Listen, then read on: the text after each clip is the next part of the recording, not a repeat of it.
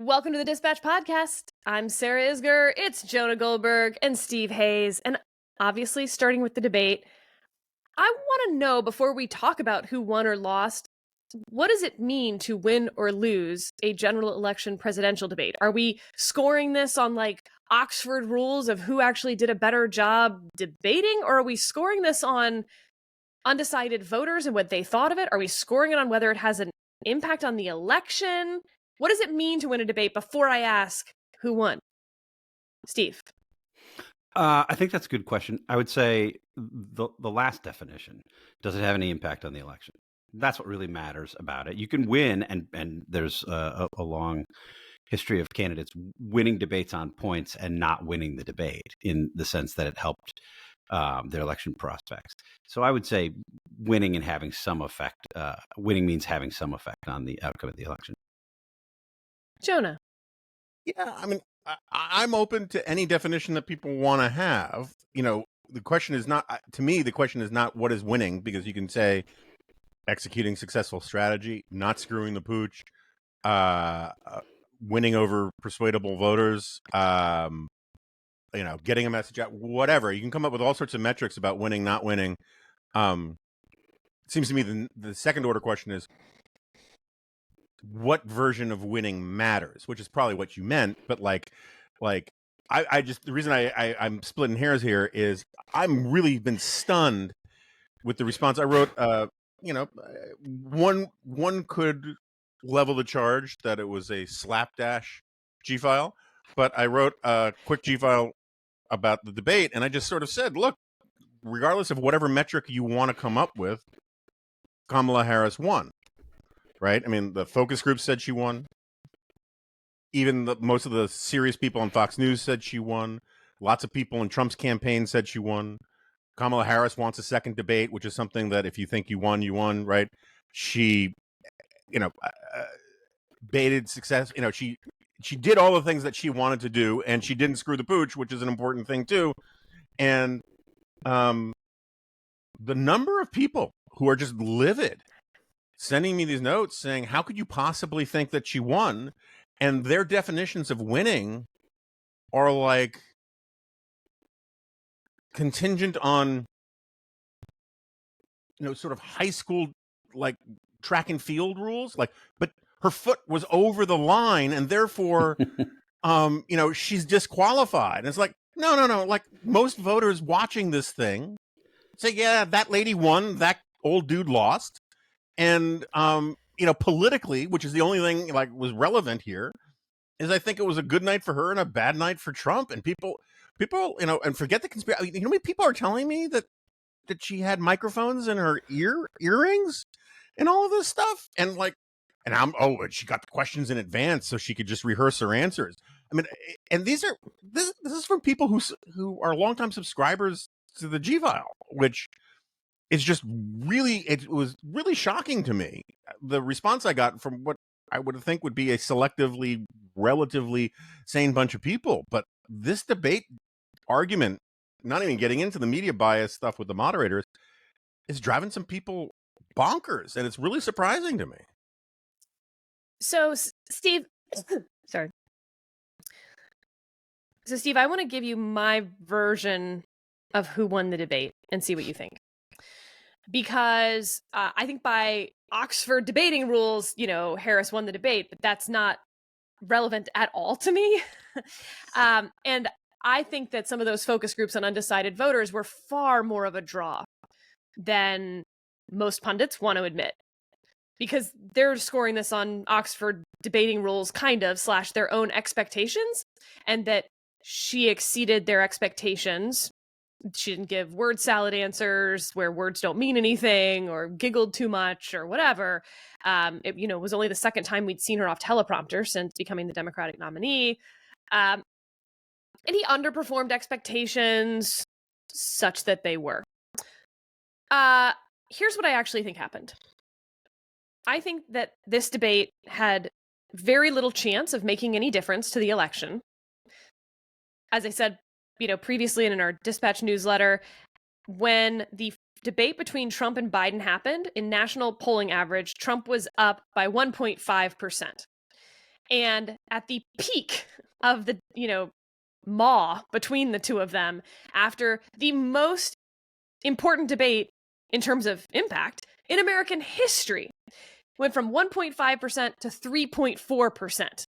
So fewer than 2% of people were moved. And I would argue, by the way, also, if you dig into there, it's not that Biden voters moved to Trump. Biden voters moved to undecided, and some undecideds moved to Trump. Slight nuance there.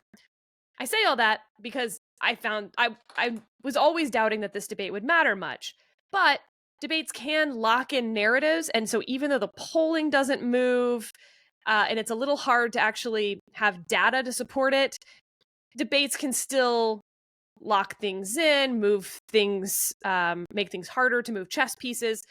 So my argument to you is that there was some chance that Harris, who had this euphoric, I truly mean that word, euphoric July, and was plateauing in August and starting to even dip a little, there was some chance that Trump could sort of capture the momentum coming out of the debate and cause that to continue. And what she was able to do at the debate was prevent him from getting momentum. And therefore, if the debate mattered, what I would expect to see is continued plateauing, and that actually is a big win for Harris. So if I accept my own definition for whether how you win or lose debates, which is, does it affect the outcome of the election, I'm open to your case. I think the argument you make is plausible. And I think if you're Team Harris, you probably would accept that. Like if they buy what you're selling, you probably think, yeah, that's all right. I'm happy with that. Having said that, there is just part of me that wonders if you're being too clever by half. Like, is this the kind of analysis that we provide now in 2024 that requires us to ignore, observable reality and, the things that most people would judge a debate on? And I'm not talking here about Oxford rules. I'm talking about, basic levels of sanity, right? I was watching the debate with my family. I came into the night having been busy with other stuff all day, and I had largely missed the entire eating pets controversy. So I'd seen some of it on Twitter with, maybe an hour or two before the debate, but I really had missed most of it. And my family hadn't seen any of it. And so we're watching the debate and it's going along, and they're making the kinds of observations that I think, again, sort of sane, normal people would make. Wow, Trump seems really angry. He's screaming and shouting. Kamala Harris is talking about substance here. And then we get to the eating pets portion of the debate, and Trump makes these sort of passing mentions of Aurora and Springfield, as if anybody knows why he's talking about Aurora and Springfield. And then, busts out with his big declaration. They're eating the pets. They're eating the dogs. And my entire family just bursts out laughing. Like, wait, what did he just say? They're eating the pets? What is he talking about? And look, I suppose it's possible. And I would say in the days since the debate, Team Trump, and generally not everybody on the right, but the sort of Trumpy right, are doubling and tripling and quadrupling down on this whole eating pets thing. J.D. Vance had a moment where he seemed to waver and acknowledge that, yes, okay, these were just some reports coming to my office. They might just be rumors. They may or may not be true, but keep going with the memes, was his argument, basically, which I think is like such a great, it captures the ethos of the Republican Party over the past 8 years so perfectly. It may or may not be true. People may or may not be eating pets. The argument we've made that I think is racist is possibly verifiable, possibly not, but keep doing it anyway. Well, his argument, though, in fairness, was when we were talking about these people these immigrants overrunning the community, the schools where they don't speak English, and so the teachers are struggling, and the hospitals. You guys didn't care and you weren't covering it. It was only when we started saying that they were eating cats that you guys then came by to like mock us, and the cat memes really bother you. So we're going to keep doing the cat memes because it's the only way we can get you to have this conversation. I mean, and I mention that because when it comes to then what Donald Trump said about Harris wants to have the government pay for transgender surgery for illegal aliens in prison. Right. And everyone, laughed at that and included it in their absurd moments and fact checks. There were multiple news outlets that had to go back and issue corrections on their fact checks. Because huge problem. I would argue when it comes to Trump, who does lie a lot, right? I understand why they just decided to go with their gut feeling on whether it was true. But surely the first rule of journalism is don't assume and be curious. Fair. So even totally with Trump, fair. Particularly totally first rule of fact checking. Yes, completely true. I agree with you on all that. It's an argument I've made many times. I think the media over the past decade has done itself no favors and has accelerated the diminishing credibility that most people see it with. Having said that, let's take your two examples, Sarah. There's a big difference between them. Do you know what the difference is? Yes, there's evidence for the latter. Right. One of them is actually true, right? Kamala Harris did support that. Look, I really enjoy that. There isn't evidence. Chris Rufo has said that he will pay $5,000 to anyone who can offer hard evidence of cat eating in Springfield, and or he included dog eating, I believe, also. But I loved where he had to follow up because someone tweeted, "Heading to Springfield with my cat and a boiling pot because $5,000 is $5,000." And Chris Rufo had to add, "The evidence must be from before the debate. No eating cats, people." Yeah. So I my problem with the Rufo thing, I mean, I thought that was very funny, but my problem with the Rufo thing is it doesn't, let's say they come back and they find evidence of one person. Well, there is evidence of one person in Ohio eating a cat, but she was a native-born American white person and not a Haitian immigrant. But that is there's the goose video. Someone walking down the sidewalk. I don't think she was white, but she was from a different part of the state. She's not Haitian. Okay. She was born in Ohio. Fair enough. Okay. So yeah, if I was doing the fact check on that, I would have nailed it down. Regardless, Jonah lacked curiosity about cat eating. Let the record reflect. Make whatever conclusions from that you will. You don't even know what recipe she used. But the point is that like you can't. All I know is that sous vide is not the way to go. But the Vance, like, he doesn't get to say I've been vindicated, right? If Rufo finds one anecdote or something like that, because the point is he went out and spread this stuff knowing it wasn't true or not knowing if it was false, right? I mean, he just freelanced it, and you can't go out and saying the truth doesn't matter, and then Deus Ex Machina, it turns out you find some corroboration of something that you didn't bother to find yourself until later. It's sort of like, Hugh Hewitt and some other those guys are going around saying the fact checkers need to correct themselves. Look at these stories about Haitian immigrants eating geese, stealing them from a public park. I was like, well, I'm against stealing geese from a public park, but like stealing geese from a public park is different than breaking into my house and taking my cat or my dog and killing it.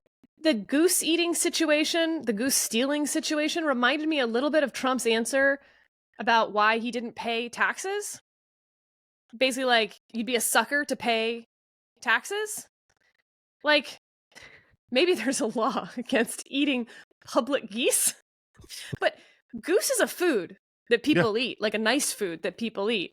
So you could go to the grocery store and spend a whole lot of money for a pre-processed goose, or, again, if there's no law against it, you can go to the public park and go wrestle with one of those guys, and, like, you'd be a sucker if you're willing to do the plucking. Sure, it's like people fishing for river carp. I mean, kudos to them. Look, let me make 2 big points. One. Or it's like RFK finding a roadkill bear. Not finding. Nope. Nope, not finding the roadkill bear. Did he hit the bear? Is it? Yeah. Okay, I have not followed these vital issues of public policy closely as I should have. He hit the bear, put it in a bear cub, Uh-huh. put it in the back of his car to eat it later or something, then realizes he's late to a dinner reservation at Peter Luger's. Sorry, so goes straight to Peter Luger's, and then after Peter Luger's, realizes he stayed too late at dinner and he has to go straight to the airport and can't go back, and he doesn't want to leave the dead bear cub rotting in his car for when he returns to JFK. So that's when, and I don't understand if you know where Peter Luger's is and any airport, he goes back into town to go to Central Park to ditch the bear cub and put a bike over it, and then oddly, his niece ends up being the New York Times reporter who writes the story about a dead bear cub in Central Park being found. It's all Right. So really weird that he endorsed Trump. Let me make two big picture points here. One about what Jonas says with respect to JD Vance. Part of what we're seeing here, Jonah, you said you can't make a claim and then sort of backfill with the evidence. And you're right, but I think in a prescriptive sense, right? I mean, you're talking in a normative way about our politics. Politically, it'd be very good for JD Vance if they found a Correct. Haitian who ate a cat, for sure. But it used to be the case, I would say, in sort of the pre-Trump world, that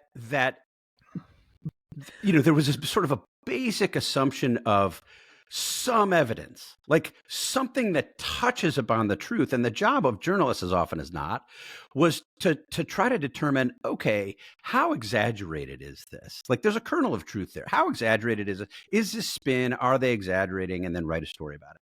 Now, basically what you see, and I think this has been true, again, of the Trump era and sort of Trump world, is you have someone, in this case it's JD Vance, then followed by Donald Trump, make these totally batshit crazy claims. And you have this sort of right-wing apparatus that races to backfill, right? And they don't care at this point whether the stuff is true or whether it's not true. I think I may have told this story before, but give me just 1 second to examine it. There was early in the Trump administration when Donald Trump made the claim that the FBI had wiretapped Trump Tower. It was one of these things that there wasn't evidence for. There were certainly there's evidence that the FBI was monitoring people in Trump world, et cetera, et cetera. But it wasn't the case that the FBI had wiretapped Trump Tower. What happened that day that he made the claim, I got calls from two very senior people in Trump world, one of them a top White House official, one of them a senior Republican in Congress, called me and said, can you help us find evidence? Is he right that the FBI wiretapped Trump Tower? You've been covering this stuff. How can we spin this? And I said, well, it's not true what he said, so you shouldn't try to spin it. What he said was incorrect. Anyway, that is, I think, there's just a point to be made that that's the way that Trump world operates generally with, as it relates to the truth. They can make these outlandish claims, then they backfill, then they get, places like the Federalist and other crazy right-wing outlets to try to support them, regardless of what arguments they're making. Two, can I take this back to your original question, Sarah? Well, it kind of goes to the point, right? It does go. It goes yes. to my point. Like, if this is what people come away from, and I don't look, we should all, if we do this for a living, we should be humble about our ability to predict things, and making straight line projections from point A to point B about what's going to matter is a fool's errand at this point.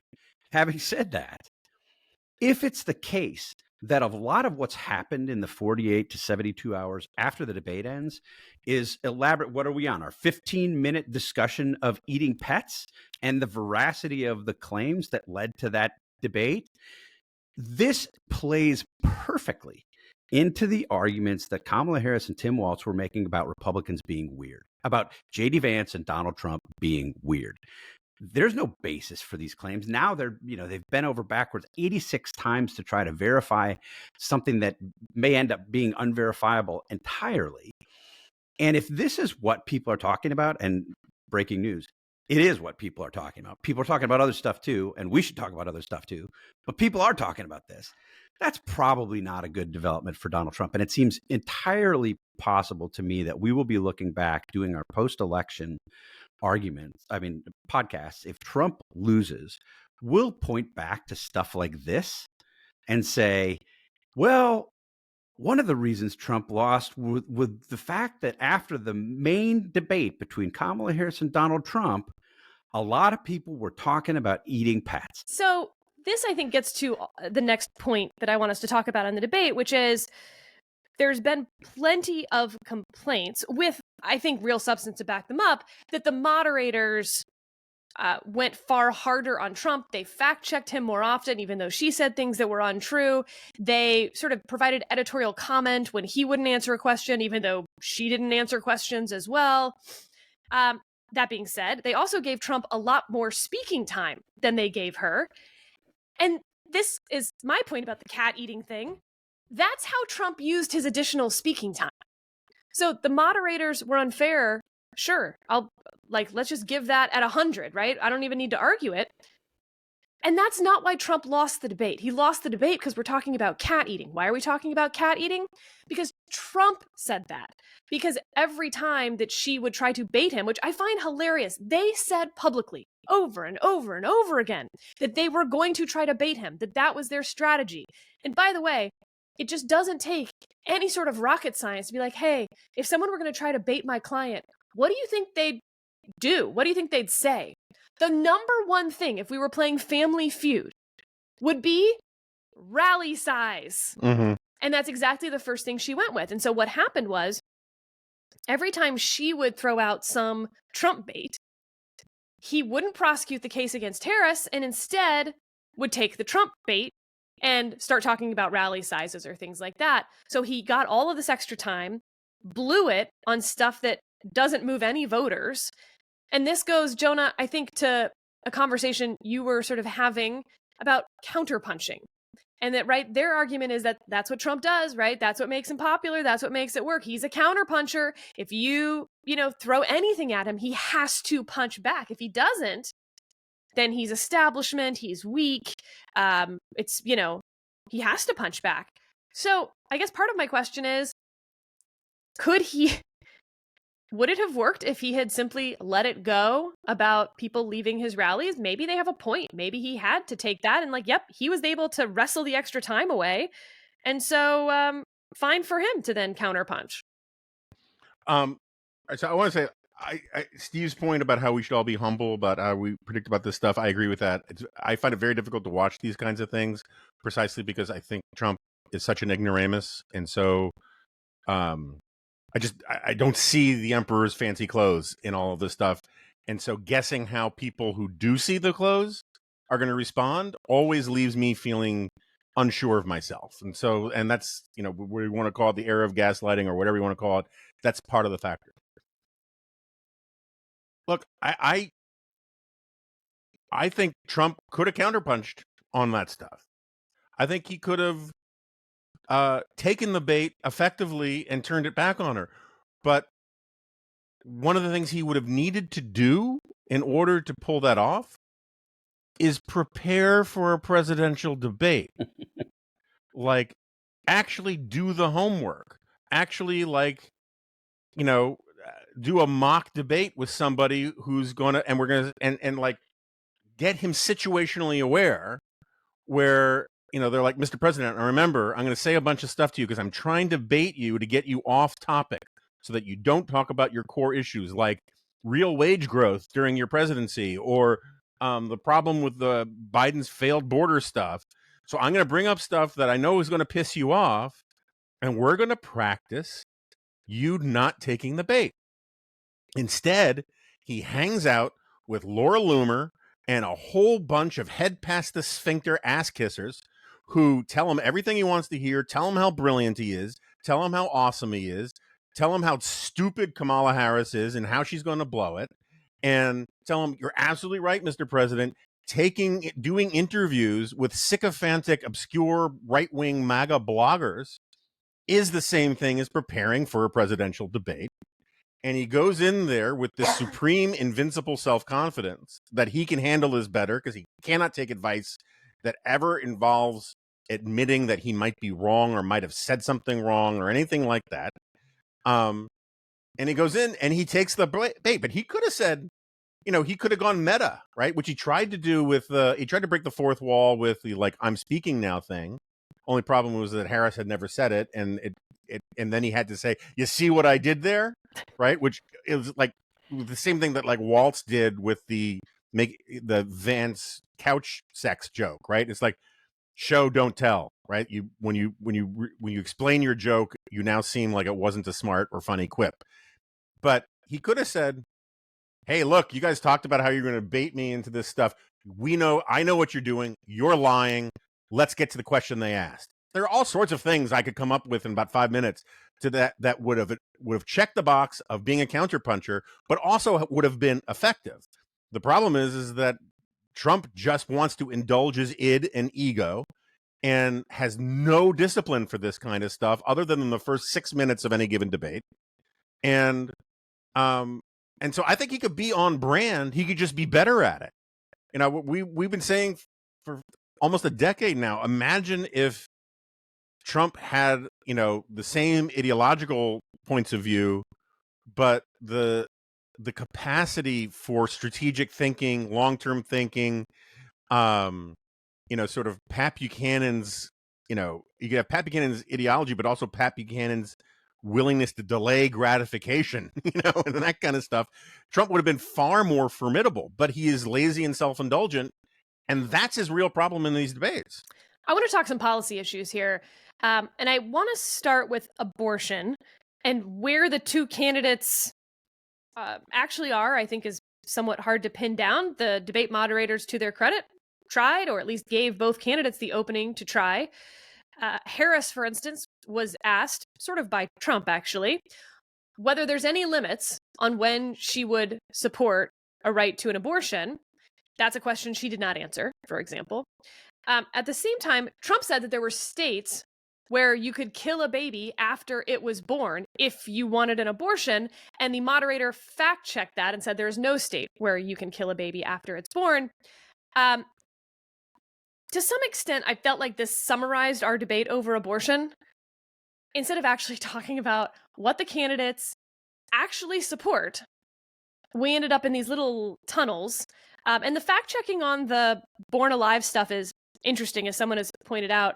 8 babies have been born in the state of Minnesota, for instance, that during an attempted abortion, basically, the baby wasn't killed before it exited the canal. And then they did not provide any life-saving efforts, and the baby died on its own then after. We can debate till the cows come home whether that fits with what Trump said or didn't. Probably, though, the moderator's fact check was as misleading as what Trump said, if you think that's misleading. Correct. Steve, what are the two candidates' positions on this, and are they closer than we've seen abortion positions with the Republican and Democratic Party in the past, or just rhetorically muddled? So we don't know. And I would actually push back on your opening claim that the moderators tried well. I think the moderators stepped in at precisely the wrong moment, and it was one of the worst moments for the moderators in the debate. There was all this back and forth. They tried to get Donald Trump to elucidate or clarify his position. He did it because he doesn't know what his position is. He doesn't have a position, right? He was on 4 different sides of what he's going to do on the Florida referendum within the span of a week. He clarified when he got all sorts of pressure from pro-life groups, but he still can't talk about it. He doesn't want to be in the position that he's in. I think his honest position is probably pretty close to Kamala Harris's position. But that's not where he ends up, and that's not the policies he wants to push. And he knows he risks potentially alienating some of his base if he ends up there rhetorically, as he's tried to do. I mean, he's used reproductive rights. We protect reproductive rights. He's used the language of the pro-choice side of the debate, and it's gotten him in trouble. Kamala Harris, I think we did get some insight into maybe not her policies, but how she approaches the issue, because I do think. And Jonah, I think you pointed this out on Dispatch Live the other night. Her first set of answers on the economy was really shaky. Mm-hmm. It looked shaky. It lacked substance. You Which is didn't know all the where she weirder, was given that they going. gave her the answers in the questions in advance, right? right, of course. I mean, but boy, she did. She came to the debate. It seemed to me very, very well prepared. How you could not be prepared for a question on the economy is like crazy. But she wasn't, and she stumbled, and she had a bad moment. And then the second topic was abortion, and the way that she talked about abortion was night and day. Yeah. When compared to how she talked about the economy, because she knows the issue she cared. and she knows what she thinks. Exactly right. Exactly right. And I actually think, I don't agree with her position, but I think she made a couple pretty powerful points that were likely to appeal to non-pro-life voters early in the exchange. But where the moderators stepped in and really screwed it up is after all of this confusing sort of back and forth, where I don't think we got a better sense of the positions. Donald Trump said to the moderators, you should ask her, and I'm paraphrasing here, in effect, about late-term abortion, because she likes abortion in the 7th month, the 8th month, the 9th month. And it looked to me like Kamala Harris was starting to object to what Trump was saying. And I would have been very interested to hear what she said if she, in fact, continued to object to what Donald Trump was saying. But the moderators jumped in and wouldn't let her. And then Kamala Harris turned the original question back on Donald Trump and said, will you sign, do you favor a national abortion ban, which Trump had basically dodged earlier in the conversation. So I don't think we got much clarity. I don't think we know much about where the candidates actually stand. And I think the moderators actually got in the way of us learning more rather than help us understand better. And I should have added, by the way, that Harris didn't answer what limits she would have on abortion. Trump didn't answer whether he would veto a national abortion ban if it were passed by Congress, but I thought it actually did provide him one of his stronger moments where he kind of removed the charade about Congress doing anything. And it was like, what's she talking about? She's saying Congress is going to do this? Like, good luck getting the votes on that. That's not going to happen. And I thought it did make her look politician-y, talking about some hypothetical that he's right isn't going to happen. Jonah, what were the policy conversations that stood out to you?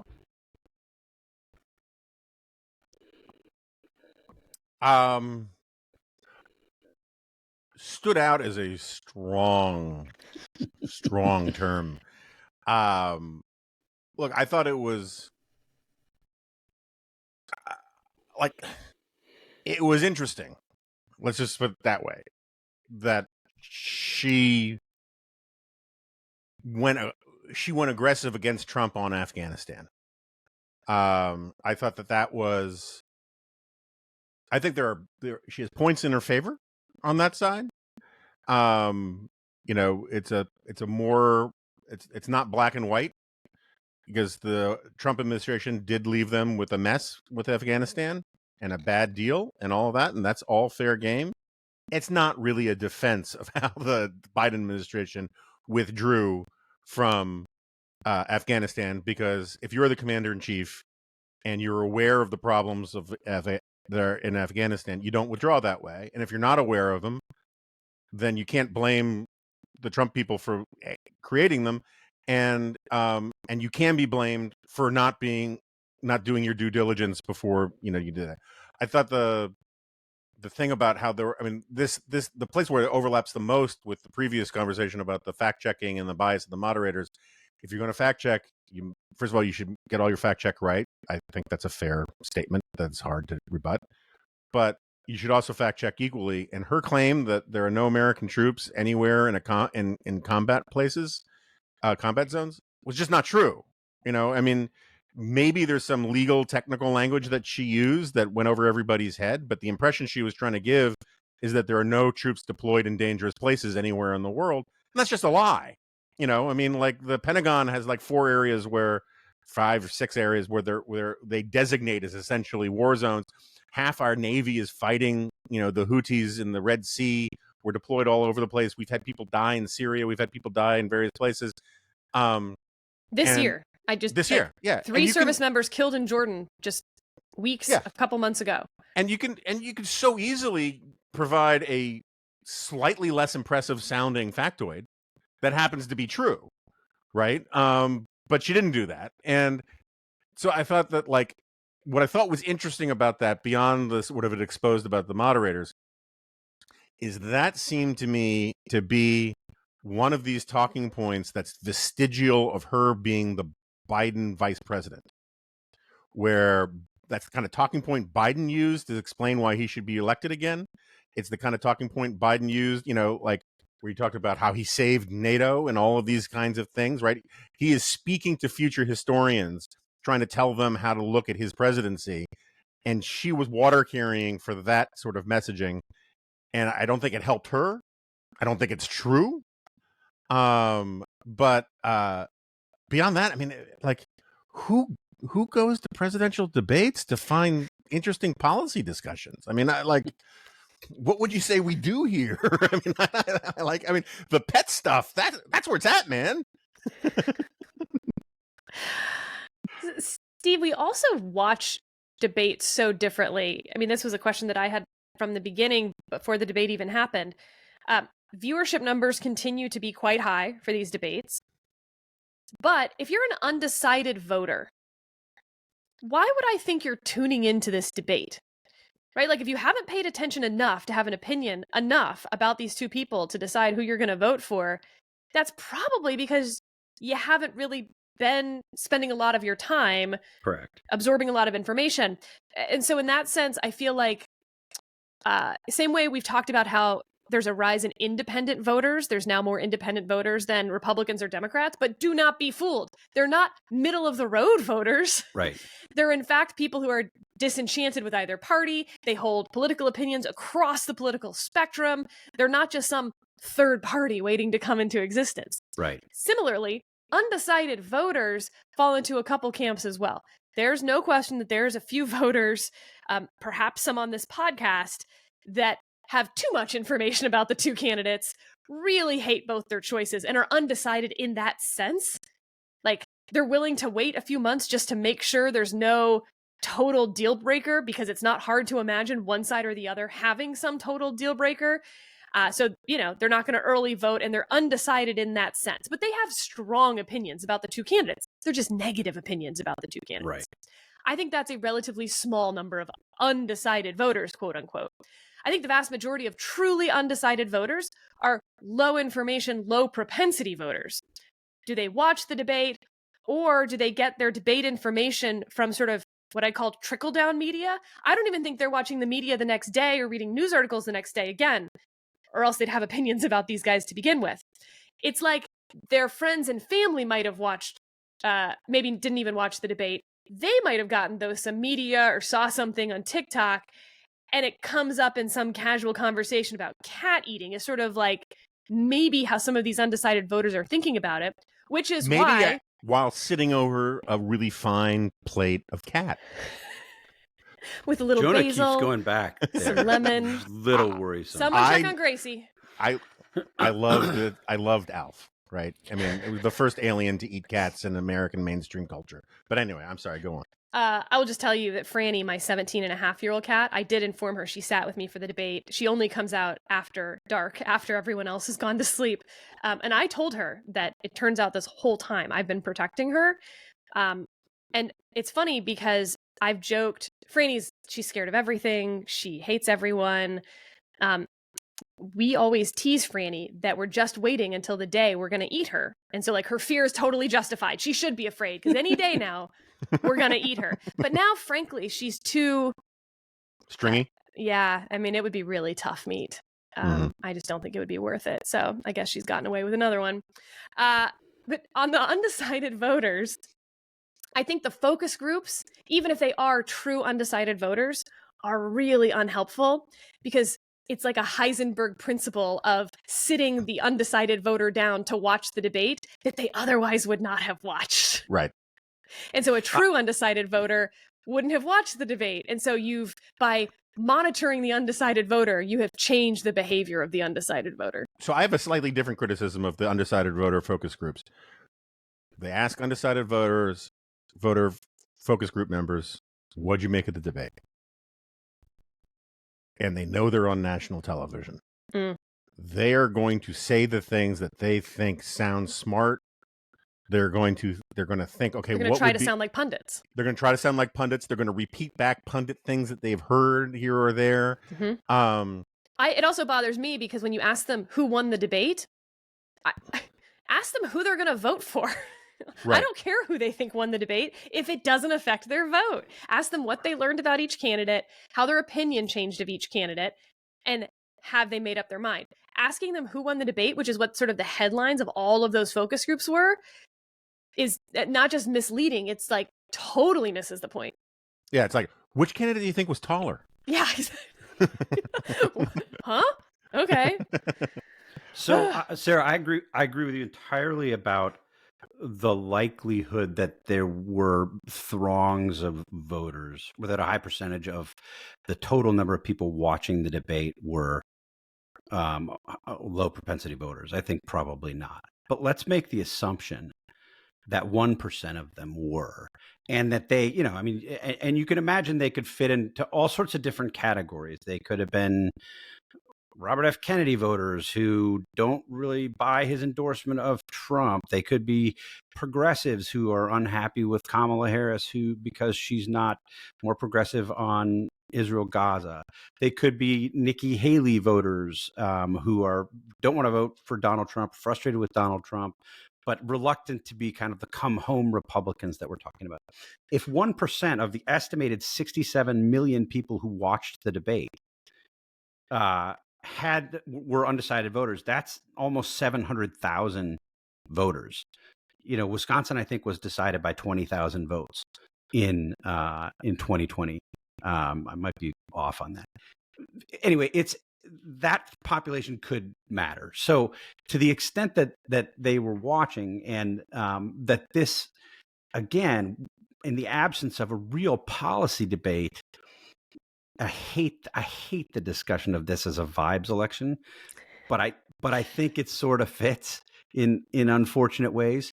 And if you look at what they saw, Trump's talking about eating cats and, this crazy stuff. If going in, the question was, boy, is Donald Trump crazier than he appeared when he was president? I think the answer is yes. We got rally Trump in this debate. We got sort of right-wing infotainment bubble Trump in this debate. And I think if you were not progressive, don't want to vote for Democrat, don't like Kamala Harris for whatever reason, disagree with her policies, and you tuned into this because you wanted some just basic reassurance that Trump isn't crazy, well, you didn't get that. And you really didn't get that. And I think for Kamala, look, I think she had some problems. She definitely misstated some facts. But overall, I thought she had a very, very strong performance, much better than I would have imagined. And I think she went out of her way to reassure Republicans that she's likely to govern. And I don't buy this, by the way. But I think what she was trying to do was reassure disaffected Republicans and independents who lean Republican that she's more likely to govern like her Democratic convention speech and her revised policy positions than she is the candidate who ran in 2019. Again, I don't buy that, but that's what she set out to do. And I think she largely succeeded. Yeah. So like this gets back to what everyone here clearly rolled their eyes at about it depends what you mean by win. Because I think she won on a bunch of different levels. And one of them is you just do the counterfactual. If she had screwed up, I think the race would be over. Right. So like it is a win. Just actually this is my thing. But preventing him from getting momentum is the win. Yeah, keeping the race what it is the win. I agree with that. I agree with that. I would say it's one of the wins. Like, but then there are these little things. Like we all agree that we're in an era of narrowcasting rather than broadcasting, and we're talking about the people who are left, who are not necessarily, they're not voters who think about this stuff remotely the way that we do. Right? We are hyper obsessed. When Trump goes on his rants with his shorthand that he thinks everybody knows because he thinks everybody has Fox News on 12 hours a day. Jesse liked it. Jesse and Sean and Russia. Like he thinks everybody understands what the hell he's talking about, right? But like there were things that Kamala Harris did that I think will have zero effect on the median normie voter, regardless of race or whatever, that will have value for her nonetheless. When she brought up the Central Park Five, like most Americans barely remember the Central Park Five. They understand, okay, some convictions were like overturned, and Trump, maybe if they're political junkies, Trump wrote a letter, blah, blah, blah, blah. In the African American community, the Central Park Five is up there with like the Tuskegee experiments and all sorts of things like that. And it has much greater resonance. And if on Charlemagne the God's radio show and that kind of stuff, they can play those clips. And if that boosts black turnout from, by 2 percentage points in Philly, then that's a huge win, right? And so there are a lot of those little things that the normie voters like, why bringing up, I mean, of all the things to troll Trump on, why do it on the Central Park Five? Which, by the way, I will just stipulate, I think the story of the Central Park Five is more complicated than like the Morning Joe version of it, but we're not going to get into those weeds. But it was smart politically to do, and trolling him on that kind of stuff, baiting him, also just like announcing that you're going to bait the guy and then successfully baiting him is a win in certain ways, right?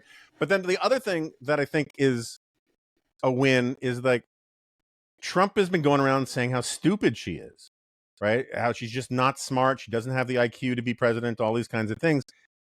He'll still keep saying it. But then a lot of like normie voters, then why'd she beat you in a debate? Why did she win the debate? And then if the answer is, well, that's because she had listening devices in her earrings, or because ABC gave her the questions in advance, it makes defenses of Trump's ego crap sound even more conspiratorial. And that's sort of at the margins a win. It can also fuel a real annoying, smug asininity among mainstream media journalists who go too far with it. But I mean, where is the metric by which Trump didn't lose? And I keep asking people this. People when I say it's obvious Harris won, I get all of this like, well, come on. And I'm like, well, okay, give me a concrete measurement by which that's not true. And I've yet to hear one that I find particularly persuasive. All right, time for a little worth your time. And this is going to be media bias. Is the conversation about media bias from the debate worth our time? Steve, I said I was happy to cede the entire argument, and that's still not why Trump lost the debate if you think he lost it. But we're certainly seeing conversations around the moderators' choices. We've seen some right-wing news outlets say that ABC should lose their broadcasting license and they should be prosecuted for in-kind contributions to the Harris campaign, criminally prosecuted. Like actually making that argument, not facetiously. In print, like published it. It went Owning through it. some editorial process. Is the conversation about media bias worth our time, or is it so baked in that, frankly, Republicans who can't overcome the media bias shouldn't get to run for president? And are we okay with that being the standard? I mean, it's part of the way they win Republican primaries. But before I'll answer your question. Did ABC help Donald Trump? I'll answer your question. I'll answer it directly. But first, you have to answer my question. You introduced this segment this time, not by saying not worth your time, but by saying worth your time. Totally biased. Are we to read into that you think this is worth our time this time? No, you're to read into it. That in my head, I was like, wait, have I been saying not worth your time the whole time or worth your time the whole time? I can't remember. Just pick one, which is a little bit how I fell down the stairs. I knew it was dark and I knew I couldn't see the bottom situation. And I was like, is there one more step or not? 50-50. I'll just assume there's not, which was like, why do I keep assuming things in the dark, like whether it's not worth your time or worth your time? And you know what, Steve, Sarah did not address at all there is the fact that she takes money from ABC News, right? She just completely ignored that fact, even though you didn't ask about it. On the take. But that just shows you where she's really coming from. On the take. Actually, that's why she said worth your time. That is a legitimate. I should have disclosed that. I don't know why I assume that listeners know that I'm an ABC News contributor. We should go back to the beginning so I can disclose that. Sorry. But yes, I literally do get paid by ABC News, which is why I'm criticizing them. Steve. I'm an NBC News contributor. Jonah's a CNN contributor. Yeah. Disclosures out of the way. We've done them before. We'll continue to do them. So to answer your question directly, I think the moderators did a poor job. I think they were biased. There's no question that Donald Trump lied more than Kamala Harris. There's no question that Donald Trump exaggerated more than Kamala Harris. if the moderators went into the debate thinking that it was important that they fact check the candidates, I can understand why they fact checked Donald Trump more than they fact checked Kamala Harris. Full stop, end of argument. Having said that, Kamala Harris made mistakes too. She said things, and you guys mentioned the no combat troops. She made sort of exaggerated statements about unemployment.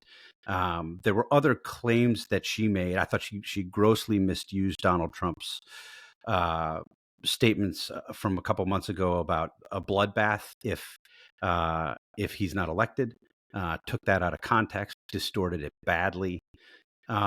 If you're going to be in the business of fact checking as a debate moderator, I think it's incumbent upon you to fact check the candidates. Now, Trump's lies were worse. I mean, the guy spent another minute talking about how he won the election. He didn't win the election. It wasn't stolen. The stuff he was saying was nonsense. He said, wow, the judges didn't take the cases because of standing. It was a technicality. Those are all lies. Totally appropriate for ABC to fact check him if they're going to do it. He also lied about the pet eating. Totally appropriate if that's what you're going to do. I think the problem is between the imbalance in fact checking, and then I would say broadly the way they framed some of their questions, the way they editorialized after the questions, at least twice. One of the moderators said when Donald Trump was wrapping up an answer, Mr. Trump, we need to move on to other important issues, in a sort of schoolmarm, finger wagging sort of way that they didn't do with Kamala Harris. There was one question where the way that they posed the question was, Donald Trump says he's going to prosecute his enemies. This was a question to Kamala Harris. He's going to prosecute his enemies. Your campaign lawyer said that that's terrible and thinks that's likely an attempt to suppress the vote. Do you agree with your campaign lawyer? Like, that was the question. Come on. I mean, that's not even trying. So I think Republicans are right to say that the moderators were biased. I think it's a huge problem. I think it contributes generally to the distrust of mainstream media outlets that we see. But should ABC be shut down, lose its license? First of all, the lose its license thing doesn't even actually understand how the licensing works. But even if it did, the great irony for me is the people who are making that argument, like the clowns at the Federalist, are the same people who react so viscerally and strongly when anybody says, boy, there's an authoritarian streak on the Trumpy right. They say, no, there's not. That's outrageous. There's no evidence for that. Point to something. And then literally, because they don't like a few debate questions, they're going to say, like, yeah, shut down ABC News. It's ridiculous. That's what you expect, I think, from that crowd. They're undoubtedly getting the clicks that they want by making those silly arguments, but they don't do anything to advance the debate. So, Jonah, though, did it help Trump? I mean, that's the funny thing, right? In their effort to, I mean, if we take this at the most biased version, which I'm not sure is accurate, let's say their goal was to hurt Donald Trump in doing this, rather than just sort of, they actually didn't know that anything Harris said was mistaken, which is the problem, by the way. But right. Like, that's still a bias, but it's a little bit of a different bias. But let's say, nope, they strongly want to use their platform to hurt Donald Trump / help Harris. I don't know. It kind of feels like it helped Trump. Yeah, it totally helps Trump. I mean, this is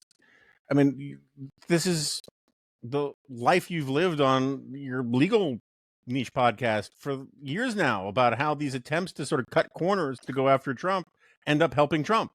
The same thing works journalistically. Like, it better just play it straight. It kind of reminds me, there are these scenes in it's sort of a cliche in movies and TV. It was in the last Dune movie, it's in Game of Thrones, where this knight wants to have a straight up fair fight duel with somebody else, and then one of his guards intervenes and like stabs Ned Stark in the leg or whatever, and it pisses off the guy because it takes away the glory of having won a fair fight. Kamala Harris would be in better shape today if they had bent over backwards to be tougher on her and let Trump run free, right? Because this gives permission to a whole bunch of Trump people to say that the story was the bias of the moderators. And it's part of the conversation now is that, but for the moderators, Trump would have won, or something like that, which I think is nonsense. But the worth your time question gets at something more vexing, which is, I mean, I know I'm the oldest person on this podcast, so you just got to take my word for it. It's mentioned in books too. The media did not like Ronald Reagan. The media really didn't like Richard Nixon. The media was much, much more powerful when there were only 3 broadcast networks and 3 news channels, essentially, and a handful of newspapers like the Washington Post and the New York Times set the entire media agenda, also Time and Newsweek, right? It's about 10 institutions determined how news was consumed and framed in this country. Richard Nixon won re-election in a landslide in 1972. Ronald Reagan, despite the hostility of the press, won 49 states in 1984. This is not news that the media doesn't like Republicans, but for some reason, it's now considered an insurmountable headwind when the right has more channels, more platforms, more ability to get its message out by going around the mainstream media than ever before. They're whining and bitching and blaming the mainstream media for all of their problems has gone to 11. It's really weird. Maybe just man up and think for a second, maybe if we had a better candidate, maybe if we didn't allow him to incept this sausage-spined whining into our entire worldview, we would be making more persuasive arguments, better arguments, and we'd be winning outside of our little cozy friggin' bubbles. But they don't want to accept that. And that's, I think, one of the biggest problems with both parties is that they actually don't want to engage with people outside of their bubbles. And that's why neither party wants to be a majority party. And everyone wants to bitch and moan about how the media isn't ratifying every aspect of their lives. Liberal media bias is a thing. It's not going away. I've been writing about it for 30 friggin' years. The only thing left that annoys me about it is when people will claim it doesn't exist. But come on, it's just deal with it. We used to have Republicans who knew how to do that. I was going to say, nobody stopped Trump from saying, hey, I noticed you fact-checked me a couple times, but you haven't fact-checked her yet. Yeah. Or it's funny that you say I didn't answer the question because she never answered the question this time either. He didn't do that. And again, it goes to this, like, he got more speaking time. So while they were more visually biased, if you want, rhetorically biased against him in terms of things they were saying out loud, he got more opportunities by a huge percentage to push back on that just with the sheer amount of time he was able to talk. Yeah, but the Galaxy Brain MAGA response to that is that was actually intended to hurt him. That was intended because they wanted him to take the bait. If you don't want the American people, to take the bait. You don't want the American people to hear enough from your candidate, like, do some soul searching on that one. I do, though, Steve, think this is interesting with so many on the right talking about how biased the moderators were. Implicit in that is this idea that, and that's why he lost, meaning they're acknowledging he lost. That is a little bit new on the right to even acknowledge that Trump didn't perform well. Yeah, I mean, I guess it's a tacit nod to reality. I mean, it's hard for people to anybody who watched the debate to claim that Trump won. I mean, I found the Insta polls. You know, the Harris people were sending out the Insta polls on CNN and elsewhere showing that she won. You know, 63% of voters thought that she won the debate. I can't imagine who's in the other 37%. I can't imagine anybody watching that and thinking that Donald Trump actually prevailed. You know, Lindsey Graham was in the spin room after the debate calling it a disaster. There are many, many reports that Trump, Team Trump, Campaign Trump, privately conceding that he lost and lost really badly and that they're worried about actual damage. RFK said, sure, she won on things like composure, debating skill, arguments, presentation, Organization, facts. Yeah. Yeah, it was All a right. loss. I think it was a bad loss for Trump. So now I'm going to hold y'all to the question, is the conversation about media bias worth our time? Truly, like moving forward. I know we have it from time to time, but if y'all are saying it's just so baked in, should the conversation instead be about, is this candidate going to be capable of taking on, and again, I think media bias conflates several different types of bias. We've talked about the type of journalists who actually believe it is their role to help the Harris campaign. In fact, we had a whole podcast about it. This does feel to me like a different type of media bias that we're talking about, which is, for instance, all of the reporters who couldn't imagine that Harris believed that taxpayer dollars should pay for transgender surgery for illegal aliens being detained before being deported. That wasn't that they were trying to help Harris necessarily. It's that they live around certain people, went to certain schools, don't own guns, like all of those things. I mean, I was sort of shocked by the number of reporters who were like, wait, she owns a gun? Wow. Because it felt so countercultural to them. That's a different type of media bias. They genuinely aren't trying to help Harris or hurt Trump. It's like a lack of imagination media bias, a liberal lack of imagination, like a liberal worldview. Bubble. Yeah. It is, very much. But that's different than the activist journalism. So, I don't know, we should have maybe different terms for them. I think media bias is more accurate for the bubble than the activism. That's not bias. Let me put it this way. I think it is entirely worth our time.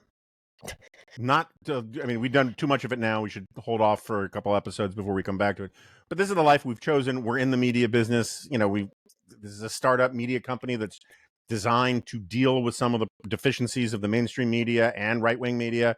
Like this is the life we've chosen. And that's fine. We're commentators. Great. It is not worth the time to talk about of these campaigns the way they do, and of the parties the way they do, and of the partisan boosters the way they do.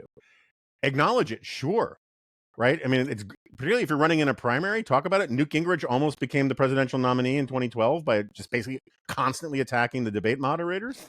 But like, at some point, if you actually want to be a majority party, you can acknowledge unfairness and then move on. But if you make it your obsession, right? I mean, if you make it like, I can't tell you how many times back when I was at Fox, I would be on with panelists who someone would criticize, or I would criticize, or a politician would criticize Donald Trump. And the immediate response from, the likely suspects would be, yeah, but what about the New York Times? I was like, well, the New York Times is not the president of the United States. It's not even a candidate. It's not even a human being, right? I mean, it's like, and vests have no sleeves, right? But like, people want to just talk about media bias as if it compensates for bad character, bad policy, bad arguments, lies. And so one of my father's lifelong habits was hating the New York Times. It was a hobby of his, like a vocation. So I get being critical about media, but like, it doesn't do what these people want it to do. All right, and with that, I do have one update to a previous podcast that we did, Jonah, and it is on Fefe. Do you remember Fefe? The cologne, the perfume for pets, which you definitely don't want to use if you're going to eat them. So we had an amazing listener who actually does this as a very serious hobby, and I just want to note, he says, I need to be clear. I realize how silly a hobby this is. I really just wanted the excuse to learn how to edit videos and do photography, and smelling good is a bonus. It's at Joe Smells Good on YouTube. Anyway, he was like, you guys are wrong about Fefe. Can I send you a little Fefe sampler along with like 100 other samples of very high-end perfumes? So I've been testing perfumes. Now, here's the thing about me. I guess because my mother wore a lot of perfume when I was growing up, and I was car sick a lot growing up, but now I associate a lot of perfumey smells with feeling motion sick.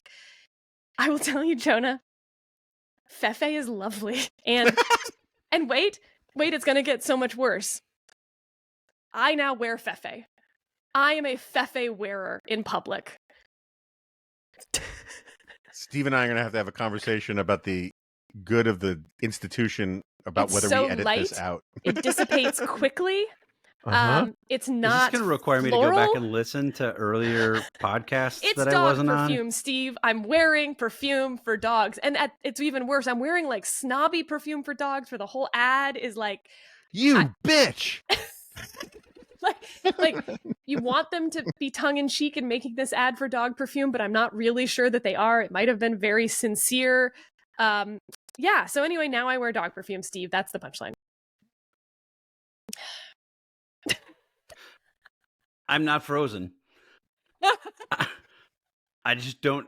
I have no response to I'd this. love to make a joke. So I want to be clear. I was so wrong in mocking Fefe, and I'm so grateful that I've been shown the error of my way. So never say that I don't change my mind on issues. I do. I've evolved on any number of policy issues, and now I have evolved to smell like the things that they eat in Springfield, Ohio. Jonah, do you wear cologne? Not really, no. Although Cologne I will say, doesn't make me motion sick. Probably because it's not as floral and as sweet. I think it's the sweetness that usually makes me motion sick, and I will tell you, Fefe is not sweet. I will tell you, I was at a fancy store in Door County, Wisconsin, and the only reason I paused is like for the first time in like 8 years, my wife put this tester thing of cologne in the pile of stuff that I was buying, and I know where you were. Did you buy it? Yeah. I bet I know where you were. I bet I know the shop, and I bet I know the cologne. Well, it's funny you say that because I said there's no way Steve doesn't shop here because I've seen these all of this Johnny O stuff. Johnny O and the mountain khaki and all the yes, of course. Wow. Yeah, wow. Okay. We'll talk offline about what you got because I don't want to smell the same way you smell. And with that, thank you so much.